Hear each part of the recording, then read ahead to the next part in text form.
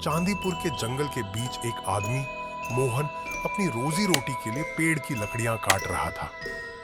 दिन भर की मेहनत के बाद उसके हाथ बस कुछ ही लकड़ियां लगी। लकड़ी का गट्ठा सिर पर रखकर जैसे ही वो जंगल से निकलने लगा, उसने महसूस किया,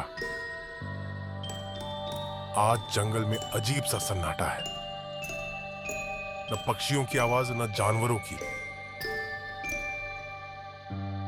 उसके दिल में डर समाने लगा। मोहन मन ही मन हनुमान चालीसा पढ़ते हुए आगे बढ़ने लगा। तभी उसके कानों में एक डरावनी चीख गूंजी। चीख की आवाज उसे खींच लाई एक अंधेरी गुफा के पास। काली पहाड़ी की गुफा।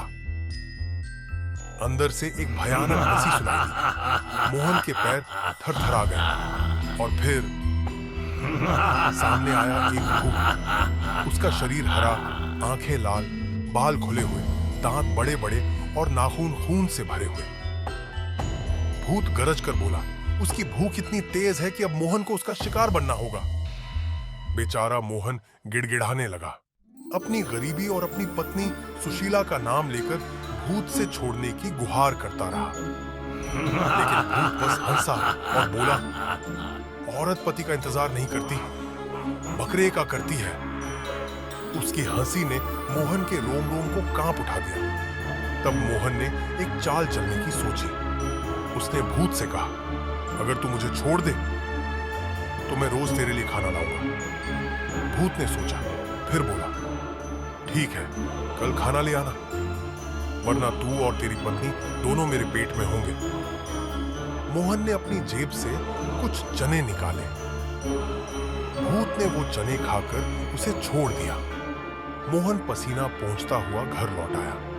रात को मोहन ने सोचा, भूत के लिए खाना लाना है तो जंगल से जानवर ढूंढना मुश्किल है, लेकिन घर में तो चूहे रोज अनाज बर्बाद करते हैं। उसने 2 बड़े चूहे पकड़ लिए और सुबह सुबह फिर गुफा के पास गया। भूत ने चूहे खाए और इनाम में मोहन को एक सोने का सिक्का दे दिया। सोने का सिक्का देखकर मोहन की आंखें चमक उठी। उसने पत्नी सुशीला को बताया, अब गरीबी दूर हो जाएगी। वो सिक्का लेकर रामपुर के बाजार गया और बनिए बंसीलाल को दिया। बंसीलाल ने पैसा तो दे दिया, लेकिन उसके मन में लालच जग गया। आखिर एक गरीब के हाथ सोना कैसे लग गया? अगली रात बंसीलाल ने मोहन का पीछा किया। वो पेड़ पर चढ़कर छिप गया और ऊपर से मोहन पर नजर रखने लगा। अगली सुबह मोहन ने 2 चूहे पकड़े और अपनी पत्नी को आवाज दी, मैं इन्हें भूत भाई को खिला के आता हूं। इतना कहकर वो गुफा की तरफ चल पड़ा। ऊपर बैठे बंसीलाल ने मोहन को देखा। ये कहां जा रहा है सुबह सुबह?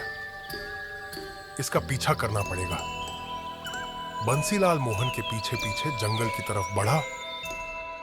उसने देखा कि मोहन गुफा में चूहे छोड़कर सिक्के ले रहा है। अरे भिखारी, मेरे होते हुए तू सोना रखेगा? ये सोना मेरा है, मेरा। चल, अब सिक्का दे दे मुझे, वरना मैं तुझे जान से मार डालूंगा। मोहन मन ही मन सोचने लगा, बंसीलाल जी लालच में आकर आज मेरे पीछे पड़ गए हैं। अगर कल किसी और को भी पता चल गया तो वो भी मेरे पीछे पड़ेगा। आखिर मैं ऐसे कब तक भूत के चंगुल में उलझा रहूंगा? अगर किसी दिन भूत को खाना नहीं मिला तो वो मुझे ही खा जाएगा। क्या सोच रहा है मोहन? तू मुझे ये सिक्का देगा या अपनी जान से जाएगा? मोहन ने कहा, आप मुझे मारेंगे तो सिर्फ एक सोने का सिक्का मिलेगा।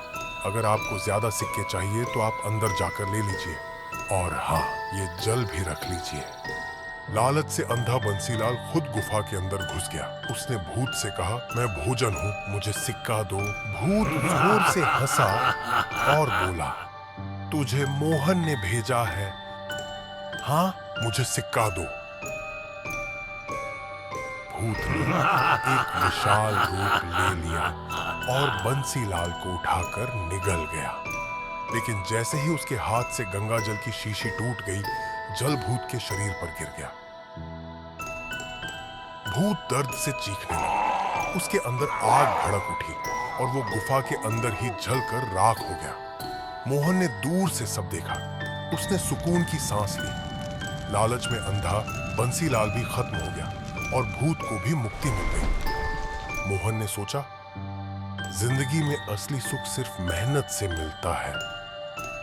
शॉर्टकट और लालच का अंजाम हमेशा खतरनाक होता है। और इस तरह काली पहाड़ी के जंगल की एक और खौफनाक दास्तान खत्म हुई।